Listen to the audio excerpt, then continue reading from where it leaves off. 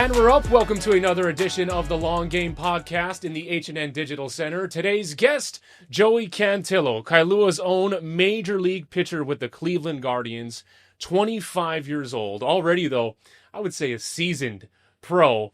And you've put in some years, and it's great to have you in studio. How are you enjoying the offseason so far? I'm enjoying it. Yeah, always nice to come back home and spend a few months here. Obviously, no place better. Get in the water, hang out with friends and family. It's pretty special. I think spending a lot of time away every year, it kind of weighs on you where you're like, okay, yeah, getting those couple weeks at home, getting that month or two at home is always appreciated. So just happy to be back. What is typically your routine when you come back home, and how do you kind of break up the stages of off-season recovery? Yeah, I mean, definitely take some time off. I think over the years it's varied. I think this year I took a few more days off. Probably took a week off of doing nothing, basically no lifting, none of that stuff, completely off of baseball. And then I've been training at tactical strength with Darren the last 6 or 7 years. You know, we got a good crew of guys in there. So after that week, started in there and basically been doing that the last month. And then now as we get closer to December, the throwing starts to pick up and we start doing some more baseball things. So the next few weeks here, I'll start to the playing catch intensity will go up a little bit. I'll start throwing more. Then I'll spend more time on a baseball field doing some delivery stuff and doing some actual pitching drills. And then into January, it's like, you know, a couple weeks left and I'm out to Arizona to start the season. So it kind of goes into that like rest period, lifting period, and then lifting in baseball. And then we're into spring training. Are you one of those pros that when you're on the off season, you're not watching baseball? Because we just had a hell of a World Series, right? But it's a different perspective from you. For sure. I think there were some years where I didn't want to watch baseball. And, you know, to be honest, this year, that World Series with Isaiah being in it and, you know, just all the names in that game. And I think it was just cool to watch. And I definitely found myself like the rest of the world, like glued to the TV watching every one of those games. I feel like it was must-watch baseball. So it was just really good for the sport. But yeah, I feel like, you know, obviously I want to be playing in one of those in my team, and I just thought that was probably one of the more special World Series I've watched the last couple of years. So that was a lot of fun. Everyone hanging on every single pitch. Yeah. It's good for the game. It's huge for the game. So you're coming off of your first season where you started the year with the Cleveland Guardians. Yep. Describe for me how this past season felt for you. Yeah, it was good overall. I mean, there was a lot of ups and downs. I think every season's going to be like that. I think, to be honest, I think the last time we talked, I told you I wanted to be in the starting rotation to make the team to start the season, and that didn't really happen. I didn't really have the spring training that I might have wanted to. Just didn't pitch as well as I wanted to. But I think looking at the positives, like Cleveland still wanted me on the team with the team out of camp, and so I was thrown into the bullpen, and I think that was a good experience for me just because I've never really thrown in that capacity before and learning different things. You kind of got to stay locked in every single game. You don't know when your name's going to be called as a starting pitcher. You know, you're pitching once every 5 or 6 days, so you know it's your day. Hey, the rest of the days you're kind of doing different things, and when it comes to game time, you're kind of just laid back and spectating. So it was good. It was interesting, and I think, you know, I knew in the back of my head as the season went on, it was like, okay, if I still want to be a starting pitcher, and I know if I can continue to perform and attack the strike zone and do what's being asked of me, you know, there'll be an opportunity to start down the road. And that's ultimately what happened. Another thing too is like during the season, it's just like once you get into like the swing of a major league season, you want to just win baseball games. And obviously we have our own expectations of what we want for our own career and what we want our season to look like. But I think we kept it really simple up there. It was just find ways to win games, and throwing out of the bullpen was a lot of fun. It was different. You know, you're coming in for an inning at a time. You're coming in the middle of an inning, in the 5th inning, in the 8th inning, thrown into a lot of different roles. So that was a lot of fun. And then ultimately getting to start again towards the middle of the season was really cool because that's obviously what I wanted to be doing. And we made a push. We made a push at the end of the season. So it was a lot of fun. One of the more exciting teams to watch down the stretch, what you guys were able to do. Some really just dramatic finishing, high leverage spots. We're going to be getting into the pro stuff. I'm going to start with this, though. Growing up, did you play a ton of youth baseball, or did you get into the sport late? No, baseball was one of the sports I started playing when I was young. I think I was like 4 or 5 when I first started playing t-ball. Just one of the sports that my parents put me into. I played basketball and soccer. And it was always kind of soccer and baseball were the two I did a lot of. And I think I was always pretty solid. I think, played a lot of baseball on the weekends at Corp. And it wasn't really till high school where I was like, hey, I could be really, really good at this. And I started to spend more time doing it. But it was just a lot of fun for me. It was a lot of fun for me. And I feel like I had a decent amount of success where I could always kind of lean on it and be like, hey, I want to keep playing. I want to keep playing. So I had that. Did you start off as a pitcher, or no? I played all kinds of positions? I played everywhere. I'm a lefty, right? So I played a lot of first base. I was always a first baseman. And I really enjoyed hitting. Even in high school, I loved to hit. I think as a lefty, you can't really play, like the infield and other positions and that kind of thing, but always played first, always enjoyed hitting. My dad, I spent a lot of time with my dad on the baseball field. He always hit me extra ground balls and I'd run with him and hit in the cages. And then at Kailua, anybody that spent some time with Corey Shigo at Kailua High School, that they have a really good baseball system over there and a really good culture of baseball. So, spend a lot of time there on the weekends after practice, just doing extra work and those kind of things. So I think, being from Kailua, being like, okay, I'm going to go to Kailua High School and play for Corey was one of those things where it's like, hey, we're going to spend a lot of time at the baseball field. And that's kind of what I did. Did you do a lot of travel baseball as well? Travel baseball. When I got older, I think I went on one. I didn't go to Cooperstown or anything like we have some local kids doing. Played in one tournament in Arizona when I was younger. And then I didn't really start traveling for baseball until I got to high school. There was a couple showcases, I think my junior and senior year. So I had that. Mm-hmm. What was it about the Kailua baseball program that gravitated to you and your family to want to be a part of what Corey Ishigo has done? Coach Ishigo, known for having teams that just tough, gritty. Yeah, gritty is one word. There's some high confidence. Yeah. Some chirpy teams for sure. I grew up kind of across the highway from Kailua, so it was always like I was going to public school. That's what my parents, that was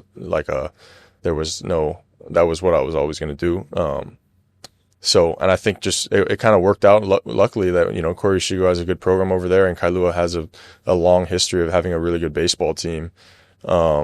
But yeah, like you said, it is an interesting program to where Corey's one of those guys that, you love him or you hate him, but he plays the game with passion. All his players play the game with a lot of passion, a lot of fire. I think you hear some stories of some of those older Kailua teams where they would get on the field and just mash and weren't afraid to do anything. And I think just the expectation to win, I think we always had that expectation that we were a good program and we're going to win. But yeah, like I said, for me, I think from a young age, once I got those first few years in high school, it was like, man, I really want to I want to play baseball in college. I want to play baseball in the big leagues. So I'm going to have to spend a lot of time doing that. And I think luckily for me, Coach Corey had systems in place. He had programs in place. We had Tom House is a longtime pitching coach that's worked for a lot of major league organizations. We had programs in place where it's like, hey, if you want to do some throwing drills and that kind of stuff, you can do this. So I started to spend a lot of my afternoons out there working on some of those things to get some arm strength and build my body up. Just had a lot of help along the way. We had Kale Sumner, who graduated from Kailua, played in the Yankees organization. He went to HBU. He was one of our assistant coaches when I got to high school there. He helped me out a lot. He had that pro experience. It was like, hey, if you want to do these kind of things, here's are some steps you're going to have to do. Todd Takabuki's coaching at Moanalua now. He's the head coach at Moanalua now. But we had some guys that were kind of came together for that program when I was there that really helped me out a lot. We had Eric Kataoka, who just passed away, and he was a longtime Punahou coach. He was there for my first few years at Kailua, who kind of instilled some of his philosophies onto us. So I just had a lot of people there. Travis Tashima was there, one of our longtime Kailua coaches. So a lot of guys there that kind of had a really strong passion for the game and were not afraid to share it with the younger guys, teaching us how to compete, teaching us how to work hard. And it kind of worked out. And I think, obviously that program's still going strong. And how did you approach that dynamic? Because with a lot of young pitchers, you always have to watch out, and there's a fine line of you wanting to throw, but you don't want to have them throw too much and risk injury. So how did you approach that? I trusted them with that for sure. I feel like, I was 13, 14, 15 at the time. You don't know, and you're just doing what your coach said. So I kind of left that to Coach Corey and those people, and Tom House had their systems in place. but yeah, I mean, I wanted to be really good. I feel like from a young age, this was a game that I wanted to be good at, and I wanted to spend the time doing it.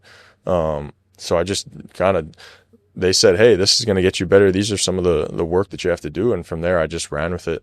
But yeah, I feel like, Coach Corey did a very good job of saying, hey, like, we're going to take some time off in the fall, and then we're going to get ready in the winter and build up for the spring. And, there's some of those summer months you're going to take time down. So I left it to him in that kind of aspect. And I think as you get older now, you start to realize, okay, there's certain periods of the year you're going to have to take off just like you were young, and then you're going to have to slowly build into it. And you just learn your body in different ways. But yeah, when you're 13 or 14 years old, you're just doing what you're told, right? You don't know any better. So I'm glad it worked out in that sense. Your best memory playing for the Kailua Surfriders? Best memory for the Surfriders. Ooh.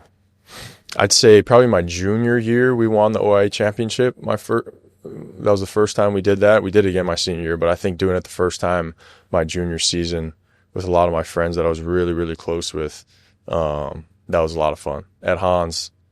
Who was it against? It was against Kalani. Yep. That was a lot of fun. Oh, man. Hans Laurens. We had a lot of battles there at that field, and I think playing on OC16, I think anytime you went to that field and the cameras were on and the TV, you were in the TV game, like, it was so much fun. So much fun. Do you have any great Corey Ishigo stories? Yeah, I feel like a few, but I feel like, yeah, anybody that's played for him knows the intensity that he brought to the game. You didn't want to piss him off either. There were some days where he'd make us run like crazy, but I think overall, like, he loved his players. He had a passion for the game, and all that guy wants to do is win. And you can go over there, you can drive to Kailua and see the passion they have at that field, and they're playing baseball to win every single day. Like, that's probably the biggest thing I learned at Kailua was, like, how to compete. We competitive. Everyone's competing to the best of their ability, and you just want to win. That's it. Coming out of high school, what were the options that you had in front of you? Obviously, draft prospects. College-wise, what were you looking at? Yeah, I committed to the University of Kentucky going into my senior season. So that was, in my head, like, obviously my parents raised me, hey, let's go to school. I spent a lot of time, like, I made sure I got decent grades.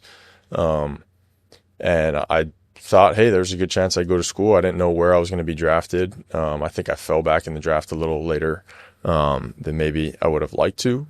And then when the opportunity came to sign, I think ultimately for me, I was like, you know what, my dream is to be a big league baseball player. Like, I'm going to take the money that's given to me and just get into the system young. I was 17 when I graduated high school. So I think looking at it like that, like, hey, I'm just going to be on the younger side, which is better. I'm going to be younger at every step of the way. And I believed in myself. I feel like I had that confidence to say, maybe it's not life-changing money like a first rounder or second rounder, but, I want to get into pro ball. I want to learn what it's like. I want to just get into the system because, in baseball, it's not like some other sports. Like, you're going to have to play minor league baseball. And obviously it's hard to even make it to the big leagues, but sometimes it takes guys a really long time. So just starting that process at a younger age was ultimately what I went with. And I'm glad I did, obviously, because it took me a few years to get up there. But how did your parents feel about that decision? I think my parents, they might have wanted me to go to school at first, but I think ultimately it was my decision. I think they knew, like, hey, this is my life, this is my career. Like, they gave me the freedom to choose what I wanted to do. And like I said, it really came down to me saying, you know what, this opportunity is in front of me. Like, this is my dream, everything I've ever worked for. Like, let's go ahead and do that. And that's where baseball, like, it's tough because, guys, you're in an interesting spot, right? If you go to college, you got to play for 3 years, right? And anything can happen in those 3 years. And you see a lot of stories where it works out where, hey, a guy doesn't get drafted that high out of high school, goes to college for 3 years and turns into a first rounder. But, ultimately you're going to have to bet on yourself eventually, regardless of if $1 million is thrown your way or $100,000. You're going to have the confidence in yourself to say, you know what, I'm making it to the big leagues. I'm doing what I want to do, and this is why. So I'm glad it worked out. So you drafted by the Padres. Drafted by San Diego, yeah. Okay. When you first get into pro camp, was it everything that you expected it was going to be? It was sick. You're not doing any schoolwork, right? It's literally just baseball 24/7. And it's like, you'd wake up and you'd go to the field in the morning and you'd you'd go into the gym, get ready for the day, throw, lift, and then you'd watch a baseball game. And if you're playing, you'd pitch in that baseball game. So it really, and looking back, that's now 8 years ago. Yeah, it's been everything. It's just, you're just doing baseball nonstop. And obviously you don't have too many expectations for it. Like, you're playing professional baseball for the first time in your life. And I think, yeah, I loved it. Eat all the food in the world and you just train all day and then you watch baseball games. So it's pretty fun. It's simple. Mm-hmm. Looking at where you are now and thinking back to then, how has your pitching skill set evolved? Because, like, from my perspective, if I were to watch the first time I ever went on camera back in 2010, like don't even show me. I couldn't even bear to watch. Yeah. So how would you compare it to when you first started? It's very similar. I'd say, like, today I was actually looking at one of my pitching coaches with Cleveland, and we were looking at some mechanical stuff, and we were looking at old videos, and it's crazy you say that because, my delivery's changed so much. Like, I think I was so, like, naive too. You're young. I was 17 years old. I came in and I was like, okay, I'm going to just make to the big leagues in a couple years and it's going to be easy. And it's like, no, it's not at all like that. Like, there's so many adjustments that needed to be made. You talk about delivery, like watching me pitch, like the way I threw in high school was not at all how I throw now. So you just you run into different, I guess, like issues and different problems, and you struggle with one thing and it's like, okay, we got to make an adjustment. And you kind of go into the lab and you figure out, okay, why are we doing this? And you start to make some changes, see if those changes work. And if they do, it's like, okay, great, we're going to stick with that. And then you just keep doing that along the way. And then more adjustments need to be made and you make them and you start to see better results and you hope for better results and you just keep going with that process. And I can imagine physically you were still growing too. Still growing for sure. That was the biggest thing. Teenager. I wasn't very strong. I was big, I was big and tall, but I wasn't on a strong, like, lifting setup. Like, that wasn't something I did yet. And I think that's what a lot of kids do when they go to college, right? You get on a nutrition program and you just train all fall. And that's basically what we did, like learning with the strength coaches of putting on some good weight and starting to get into the gym and actually, like, learn how to lift, do some, like, deadlifts and squats and some split squats, some exercises that I really wasn't doing. So I was just really raw. I was 17 years old. And I think just learning how to be a pro, learning how to move properly, how to lift properly, get into my legs. I think that's something I tell, like, the young kids here now is, like, you really learn your body, learn some body awareness, like, learn where your body is in space.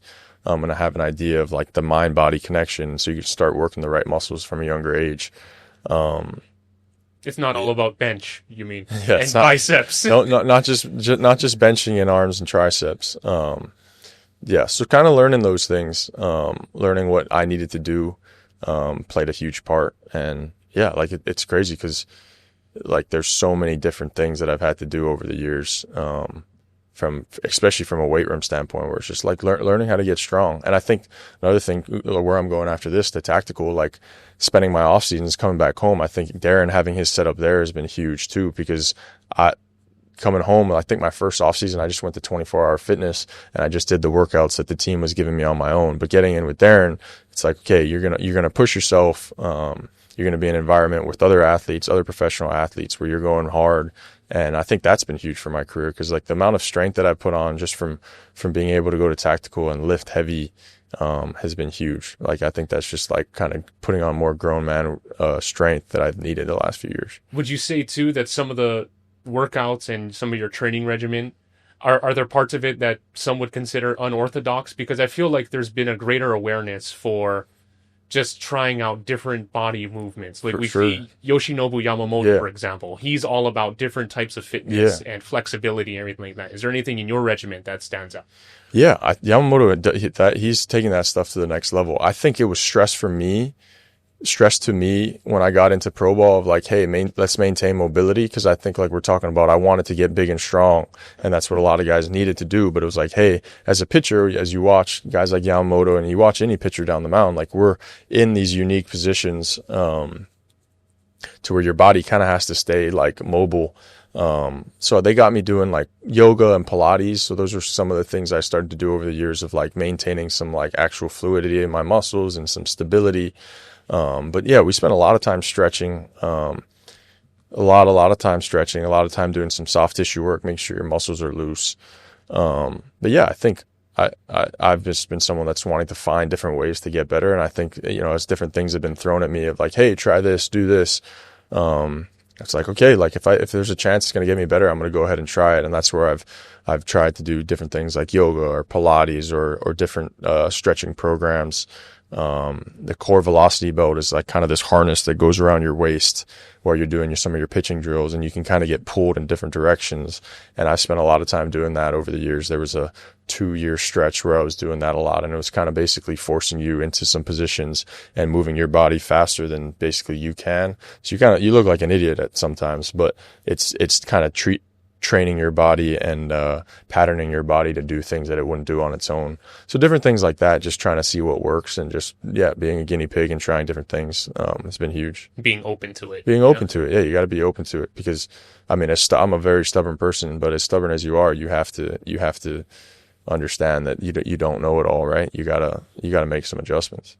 Thinking back to your time in rookie ball and trying to break through, describe for me and give me some context on how competitive it is to break through and stand out, especially as a young pitcher. Yeah, it's really hard. There's a lot of guys. I mean, I think getting into pro ball, you ask how it was. It's like we had 2 rookie ball teams with like 30 guys on it. So we had 60 plus players, and there was more rehab guys. But you have all these players at this complex in Arizona at the lowest level, and yeah, it's like anything else. Like, results matter. You need to perform, and that's what pro sports is. That's what being a pro is. And I think I understood that. And I think with San Diego, it was good, because it was like they weren't really telling me to do too much on the baseball field. Obviously, there were systems in place for lifting and those kind of things, but like on the field, it was just the go out there and compete, go out there, put up numbers, and that's something I knew how to do. That's something that I've done my whole life. Go out there and play. And I was fortunate to have success with San Diego early on. And I feel like, I spent 2 years in rookie ball going through that, and then I went to low A and high A before COVID happened. But it was simple. Just go out there and play. And I think, there were some things that I did really well that were able to get me some success early on. And I think it wasn't until I got over to Cleveland where I was like, okay, hey, this is a place. Cleveland was really, really well known for their player development and their pitching development. So it was like, hey, these are some things you could do to throw harder that's going to help you be better down the road. And that's kind of where I started to dive into those things, the mechanical things, and a whole list of other stuff. Yeah. You spent how many years with the Padres? 17 to 20. I was traded in 2020. So yeah. Okay. 4 years. So then right to Cleveland. After COVID. After COVID. Okay. During COVID. I got traded during COVID. Literally at the trade deadline in COVID. So I was in San Diego at their alternate site, University of San Diego, and then got on a plane and I was in Cleveland the next day. So yeah, it was crazy. So you really got a taste of what the business of baseball is like for the first time, where it's like, oh, all of a sudden, pack your bags up, you're gone. But looking back, it's the best thing for my career. So you're literally at the San Diego their facility. Yep. Take me inside how a trade breaks down and how that happens.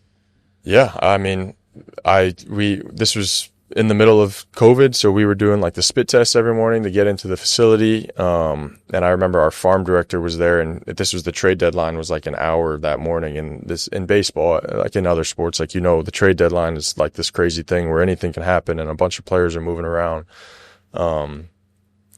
And I saw my farm director was like right next to me, and he got a phone call. And I was like, oh, it's really early for someone like that to be on the phone. And then all of a sudden my phone was ringing. I was like, my phone would never be ringing this early in the morning. And then from there it was my agent. And next thing you know, we were traded, and there was a big trade. There was a couple of us in it. Yeah. And then we said our goodbyes and we were on a plane. And next thing you know, it was just meeting everybody in Cleveland and starting that whole on-ramping process. Yeah, but it's kind of sad at first too, right? Because there's all these people you made relationships with over the years, and friends that you made, and like a good system. I loved being in San Diego. I loved everything about what they were doing. And all I really knew about Cleveland was like, hey, they're really good at developing pitchers. And I was like, okay, that's something I want to do, because too, looking back, like I wasn't this first rounder. I wasn't too high of a draft pick, and I was always someone that needed to learn how to throw harder and kind of get into his body more. And that was something that Cleveland was able to help me with, and is still helping me with. But that's kind of what I was like, okay, sweet. Like, we're going to be in a place where like we got some really smart people that can that I can work with and learn from, and that's I think what we're trying to do here. What was that adjustment like when you first got to Cleveland system? I asked a lot of questions. I asked a really lot of questions. I think they had some really smart pitching coordinators and pitching coaches there, and they just do some things differently. I think what makes Cleveland really special is we're not a big market, right?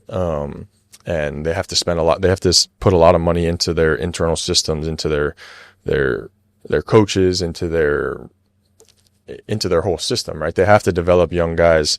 We're not necessarily paying like superstar athletes to come in and do that. So they need to develop guys from their farm system, homegrown players. So I think from there, it's just they started to pass on some knowledge, and I started to ask about different things. Hey, how can I do this? How can I throw harder? What are some drills I can do? And I just worked with people there that, said, hey, this is what you can do. These are some of the things that are going to make you better. And that's what I did. Nice. Yeah. It was a grind. It wasn't easy for sure. I think like I said, there was a lot of trial and error, a lot of things that I did that didn't work out at first, and we made some adjustments and started to see some more results down the line. And that's an ongoing thing. I think the thing with the body is like, your body's always changing. Like some of the things I did well a couple of years ago, I'm not necessarily doing right now. And I think that's where I'm at. Like in 2023, I was throwing the ball really, really hard. And the last 2 years, I haven't thrown the ball as hard. So it's like, okay, what are some movements and some drills we can do to get my body in the right positions again? So 2020, when you first get to Cleveland, you start off in AA? Or you went to their AAA? I started off in AA, yep. We were at an alternate site twice, but yeah, in 2021, I started off in AA. Okay. Yep. And you eventually moved to AAA 23. In 23, yeah. I dealt with some injuries too. I think in 2021, I tore my oblique. It was called an avulsion fracture. I basically pulled my rib. I pulled my rib bone off by tearing my oblique. So I had this like weird, crazy injury that I was so frustrated with how I was playing, and I was just kept throwing through it. And then it got really bad and it pulled off my bone. So I missed 4 months there in 2021. And then in 2022, I was having a good season in AA. And then on my shoulder, I just had some impingement stuff on my shoulder. So I missed basically a month and a half towards the end of the season in 22, which was frustrating. So it was that going into 2023, it was like, hey, Joey, like, can you be healthy? Like a lot of people questioning, like, hey, can you stay healthy for the year? So that's where that off season was like, you know what, I'm going to throw 120 innings. I'm going to do everything I can to recover really well and post every single start. Cause in baseball and especially as a starting pitcher, like your durability and how often you're able to pitch is so important. So that was huge. And 2023 was good. I was throwing harder and I felt really good. Healthy, and just didn't really pitch how I wanted to. And I put a lot of pressure on myself in 2023 to make it to the big leagues. I thought that was the year I was going to do that. And it just didn't happen, right? Like I said, I was healthy and I was throwing hard, but I wasn't throwing a lot of strikes. I wasn't filling up the strike zone in the way I needed to. And I just ultimately wasn't good enough to get called up. So I think going into the 2024 season was like, okay, like, let's just keep it simple. Let's just attack the strike zone. Let's throw strikes. This is the year we're going to do it. And towards the end of spring training in 2024, running sprints, pull my hamstring. So I ended up missing 2 months pulling my hamstring, which was really tough at first because I was like, damn, I was right there. We had some injuries on the big league staff where it was like, oh, Joey, you would be in the big leagues. And you got to think, this is 7 years into my minor league career, right? So I was really like itching to get up there. And got healthy in 2024, went up to Columbus and started pitching. And I think it was a month into me being back in AAA, where I got the big league call up and made my debut. And then, yeah, that was a fun year of kind of going back and forth, up and down a little bit of getting my learning lessons in the big leagues and trial by fire for some of it. And it was a lot of fun. And then I think that's why going into this year was like, okay, I can have success in the big leagues. Let's just continue to improve upon the things that I need to. But from a baseball standpoint, it's just attack the strike zone and get ahead of guys. That's simple. When you're injured, how much pressure and anxiety creeps in where you feel like I need to rush to get back? Yeah. And I'm running out of chances here. Yeah, I don't know if I don't want to say running out of chances. Like there's always some doubts and stuff that might creep up, but I think, being injured is never fun. But I think that's where you kind of learn you learn over the years of doing it, and you talk to older guys about their thought process going through it, but you really have to just break it down to a day by day thing. Like, it sounds cliche, but like, that's where it's like, all right, you know what, you're going to find a way to just get through this single day by day. And I think I always kind of had the mindset, you know what, this is an injury, but I'm going to find a way to get better through this, right? Everything happens for a reason. I truly believe that. And I think, each one of those injuries, I kind of took an opportunity to say, you know what, I'm going to find a way to really get better through this. And I think that first injury, my oblique injury in 2021, was my first full year over with Cleveland. And I said, hey, like, this is an opportunity to kind of really dive into some of those mechanical adjustments and learn a different way to throw a baseball. So while I'm not out there competing and performing, because when you're on the field, you want to put up numbers, and it's just about going out there and competing.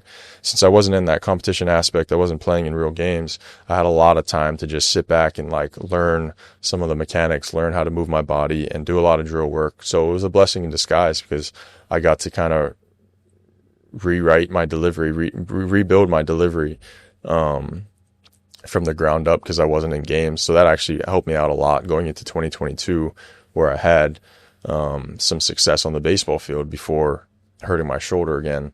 But like I said, I think each injury, like, it sucks at first, and then you kind of sit back and say, okay, this is an opportunity. Like, you know what, it happened. Okay, you process it and you move on. Okay, what do we need to do to get better? And it's like I said, like, hey, if you're not going to be on the field for a little bit, no one wants to be off the field. But if you're not going to be on the field, we got to find a way to get better somehow, and that's ultimately what we're doing. So 2024, you get the big league call. Take me to that moment, how it played out. Yeah, it was special. I think I remember where I was. I was doing some arm care in the trainer's room, and the assistant GM calls me and says, "Hey, like, we want you to start for us on Sunday in Philly." And then from there, like, it was just honestly a big weight lifted off my shoulders, and just like, I don't know, just so many emotions of all the work that I've done over the years. It was really, really, really cool. And then I think from there, I called my parents, and both my parents didn't answer for like an hour. Like, the team was asking me, hey, can you get a hold of your parents? Cause we need to figure out their flight information, and cause they were going to fly them up there and everything.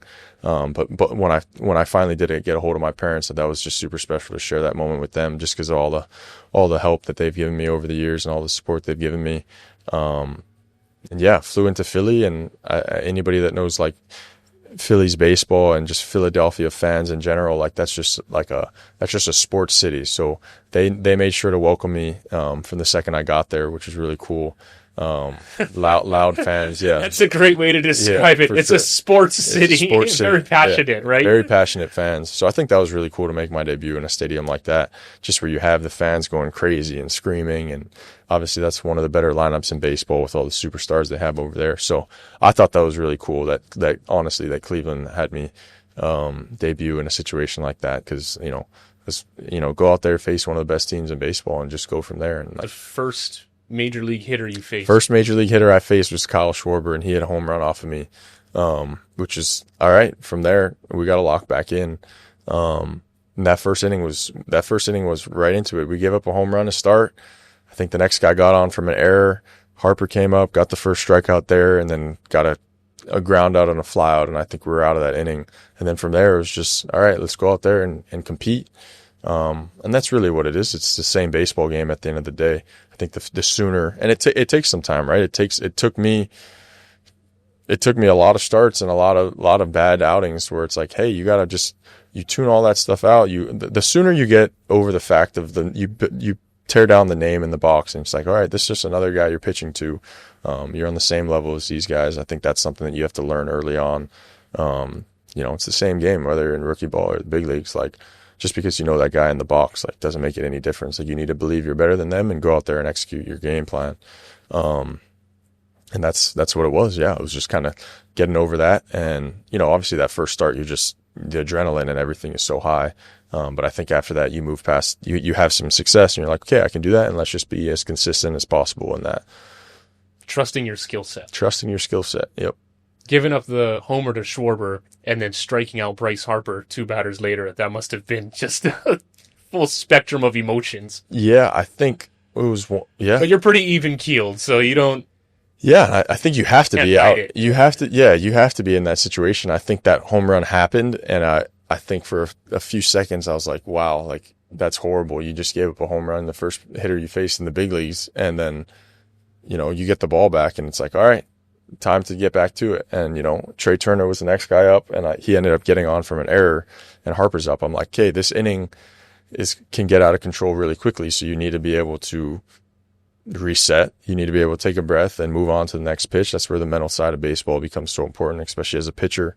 And that's where I spent a lot of my time as well. And I think too, like I said, of like winning baseball games, I think in the minor leagues, you're playing to get to the big leagues. You're playing, you're playing a team game, but you want your numbers to be really good as you're moving up in the system. And I think in the big leagues, especially with Cleveland, it's so stressed upon winning, and you're playing with guys that you played with over the years. I think as a starting pitcher, your job is to pitch deep into the ball game. Your job, regardless if it's your debut. But I remember thinking back in that situation, like, hey, we need to find a way to get out of this inning. And yeah, just trying to lock in and make a good pitch. And I think with Harper there, able to get that first strikeout, which is really cool.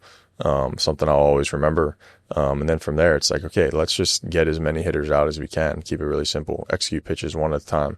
So the first time we ever spoke, when I got the privilege to interview you, was after your 5th start, and you took a perfect game to 7 innings. What's that like? Right. Give me the perspective of being in the middle of something like that, because it seems like it would be a blackout experience. You're just on another level. Yeah, I think. Yeah, right there. That was a really special day, just because I was going back and forth. Right, I hadn't really had any good starts in the big leagues up to that point, or starts that I really, feel like I did what I was supposed to. Yeah, that was just a really good night. I think I threw a lot of strikes from the start, and I think once it got to like the 3rd or 4th inning, we were like, hey, no one's got on base. We got to the 5th, 6th inning. You try your best to kind of tune it out and not really think about it. But overall, that was such a fun night to get the first win, to go 7 innings into the game. 'Cause you always want to pitch deep into a ball game like that. Yeah, that was a lot of fun. I feel like that was just flow state. You're just going pitch after pitch, not really thinking about anything else. And that's kind of what you're shooting for every time you go out there. You're not going to be perfect, but you want to have that kind of process to where you're consistently attacking the strike zone and consistently, getting quick outs like we were doing that night. That was a lot of fun. What's an example of the first time you faced somebody that you looked up to growing up? Oh, well, I mean, I feel like Philly, that first start was really cool, right? Because it was, you had Bryce Harper and Schwarber and Castellanos and some of those guys some of those big name guys. This year playing the Dodgers, I pitched against the Dodgers. I think it was in May this year. It was really cool to see that team. Watched a lot of Clayton Kershaw when I was younger. Just being from here, we know a lot of guys love the Dodgers here. I think getting to face the Dodgers is really cool this year. See those guys and how they work. But yeah, I think there's been a lot of guys over the years, but yeah, Dodgers this year. And I think, another big name, the Royals, Salvador Perez, some of those guys we watched in 2014 when they were making those runs. That was really cool. Yeah, there's so many guys in the big leagues that, we watched as this next generation's coming into the game. We got some of those older players that are slowly leaving. But yeah, it's been special. Take us inside the game. How do you game plan for hitters? Because you listen to broadcasters like John Smoltz, for example, veteran Hall of Fame pitcher. Yeah. And he gets into kind of the plan that you need to lay out for each hitter. How do you attack that process? Yeah, I think, you sit down with your pitching coaches and your catchers before the game. The catchers spend a lot of time game planning before a series. So every time we're in a new series, the catchers will kind of talk amongst themselves, and then they'll go and do some calls with some of the coaches, and they'll go over game plans for each guy. But when it's your time to go, you'll meet with the starting catcher that day and the pitching coaches, and they'll go over each hitter, and just some of the locations you're trying to go to with the fastball, and some of the off-speed outliers, like what off-speed we can attack these guys with. Honestly, especially this year, as the season went on, for me, it was easier to just let the catchers take over that stuff a lot more. And, for me, I remember certain pitches to certain batters, and I know my game plan. But for the most part, it was like, hey, let's stick to what I do well. Let's stick to our strengths and not dive into too much, because I think it's really easy you're game planning for the hitter too much, and then you're worried about what they do really well as opposed to what you do really well. So for me, it was simple, like, hey, let's just go out there and attack with my strengths. And then from there were certain guys like, hey, we knew this was more of a curveball guy over a changeup guy, so we're going to attack a little more with a curveball. Or like a lefty coming in, it's like, hey, this is a slider over a changeup guy, so let's stick with the slider there. So really keeping it really simple with that. But I think the biggest thing I've learned, especially this year, it's all about count control. Whether you're throwing 100 or 90, putting yourself in leverage counts, being ahead in the count, throwing that first pitch strike, pitching is easier when you're ahead in the count. So really finding times to be in those 1-2 counts, 0-2 counts, as opposed to 2-1, 3-1 behind in the count. So just understanding that, I think it's so simple and it's so elementary, but the first pitch strike is the best pitch in baseball. So keeping it simple with that, like, hey, whatever it is that we're throwing, like, I'm understanding that I'm throwing this pitch in the strike zone. I'm challenging this hitter in the strike zone. And I think that's probably been the biggest thing of getting away from like trying to be perfect and trying to fine tune to each hitter, and more just like, okay, I'm attacking this guy through the heart of the zone, letting my defense work, has been big. So count leverage. Your thoughts on how the game has evolved, where it seems like over the last several years, we're seeing fewer and fewer instances where pitchers are just trying to blow past guys, just throwing them straight gas, and we're seeing more breaking balls. What do you make of that? Fastball usage. Yeah, the fastball usage definitely has gone down. I think it's just, we have all these analytics and stuff in baseball now, which, some of the numbers are saying, hey, like if fastballs perform really poorly, like let's throw more off speeds and keep it simple like that. I think it's dependent on each guy, right? Everybody's got different stuff, and I think there's not like one specific answer to it. I know that for me, there was a time earlier in the season where I wasn't throwing enough fastballs, where I was like, hey, like let's establish the fastball a little bit. Like we can't just go up there and throw all off speeds. Like you need to go out at a guy, show them some velo. But I think it's you got to find some balance with the analytics and the old school approach. Like I was saying, like you're not going to go up there and not throw any fastballs to a guy. I don't think that's the key. But I think finding what works for you. And that's why with me, I think being able to throw a little more fastballs than you'd initially think is important. I'd say that. And, yeah, I think as we see all these analytics come into it, you watch the playoffs this year, it's like you kind of throw all that stuff out of the way and you just ride with the guys that are doing what they're supposed to do. So I think the next couple of years of baseball, I think we'll start to see that balance happen even more as we've started to see a little bit. So yeah. What's a moment for you where after you get called up, you go through this season where you felt like, okay, like I belong with these guys, and this is the expectation now.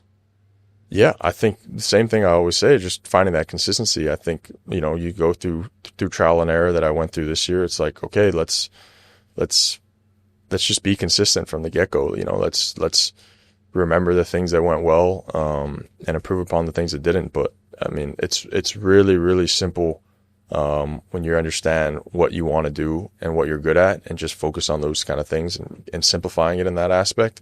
But yeah, I think going into this year, it's like, I know that I can have that success that I had to finish the year. So just stay consistent in that, stay consistent in those things that I'm doing. And I think good things are going to happen. I think there's always different things that come up along the way. But you gotta work at what you're doing. And I think that's kind of my main thing. Just stay consistent in the work and the process that you're doing. And good things are going to happen. Most entertaining teammate on the Guardians. Most entertaining teammate on the Guardians. Ooh, Austin Hedges. Our catcher, yeah. Austin Hedges, very entertaining. He brings the guys together, keeps it light, makes everyone laugh. That's a good clubhouse guy to have. Extremely important clubhouse guy, yes, right? Extremely important. Every team needs a clubhouse guy. Yes, you need a clubhouse guy. You need someone to bring it together because, it gets stressful sometimes. You can go through some losing streaks sometimes, and it's just a very repetitive game too. So you got to be able to keep it light and have fun. And we have a lot of guys in the clubhouse that do that. Hedges is one of them for sure. How do you manage the stress of it all? And is this because this is something where you can get bogged down, or you try not to get too high and ride the emotions of the game? How do you kind of just make sure that you have that mentality of staying consistent? Yeah, I think you got to find some things outside of baseball. I think that's something that I've learned over the years too. Baseball, especially for me, baseball from a young age has been basically my biggest passion. It's all I've done over the years.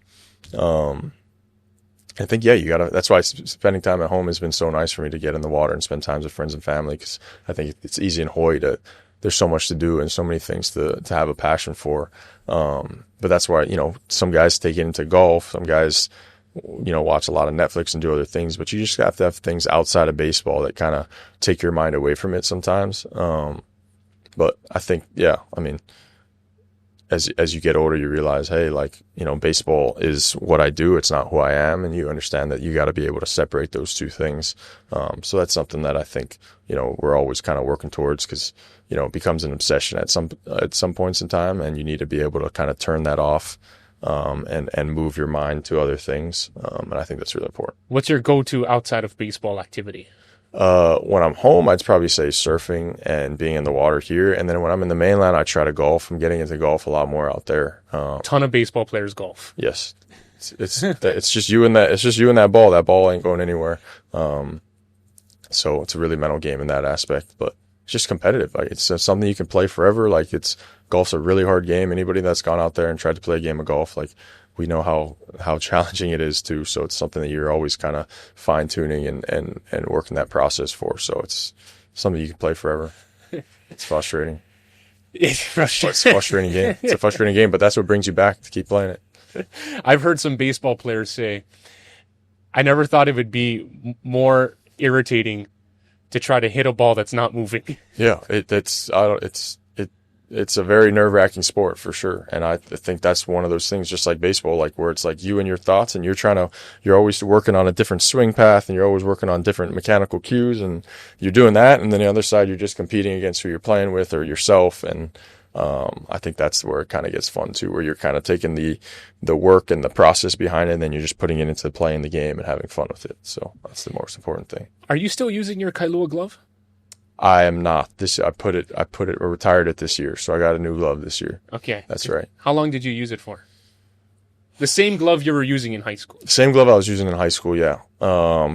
Used it till I got to the big leagues last year, so I was probably, almost 9 years using it. That's some magnificent use out of it right there. Took care of it for sure. That was the biggest thing. Just wanted to take care of it. But I think that was kind of always something my plan was to hey, I'm going to make it to the big leagues with this glove. I got this glove in high school, Kailua blue on it. And it's something that, I stuck with. Your first big purchase after your signing bonus out of high school? First big purchase. I don't know if I made any crazy big purchases. Did some shopping, maybe put a lot of money investing. What is the first big purchase I did? I don't know. I want to buy a truck, actually. My next big purchase I want to do is I want to buy a truck back home. But I did buy myself my first, I got a 4Runner in the mainland this year. So I'm stoked about that. Yeah. Very nice. Yeah. Nice. You got to have the financial advisors, man. You got to have the financial advisors for sure.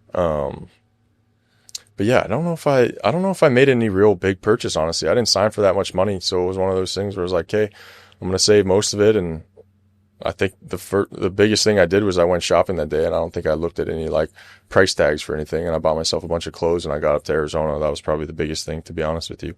But yeah, trying to save most of it. Eventually there'll be a time to go crazy with it. I've had my moments, I guess. And the Hawaii people will be so proud of you getting a 4Runner. Yes, gotta have a 4Runner. I love that thing in the mainland, and I want to get a truck back home. That's the next step. Nice. They'll last forever. Yes. Best piece of advice you've received that you continue to share? Ooh. I say just belief in yourself. I think you got to believe in yourself and what you're doing. I think it's simple in that aspect. If you know you can do something, you're right. And you got to believe that you can get the job done. And I think next thing would be just hard work. Baseball is such a repetition sport. I think anything in this world, if you have if you're doing it a lot, you're going to build some confidence in that. And I think that's something that I've kind of took in. It's hey, I'm going to spend a lot of time doing what I love. And that's how I'm going to get better at things. I'm going to spend a lot of time doing it and work hard at it. So I think just simple there, work hard and believe in yourself. Those are two things. I go back to the 17-year-old kid that got drafted out of high school that doubled down on himself to chase a dream in pro ball. Yep. That's where belief in yourself comes from. Belief in yourself, for sure. That's the number one thing. You got to believe you can do it. Love it. Joey Cantillo, it was a real pleasure. Thank you so much. Major league pitcher. Thanks for having me. entering your next season, and enjoy the off season. Okay, enjoy your time back home. Good stuff, man. Yep. Thank you for having me. Illinois. That's another edition of the Long Game Podcast. You can catch it on the H&N streaming app as well as past episodes and wherever you get your podcasts. Aloha.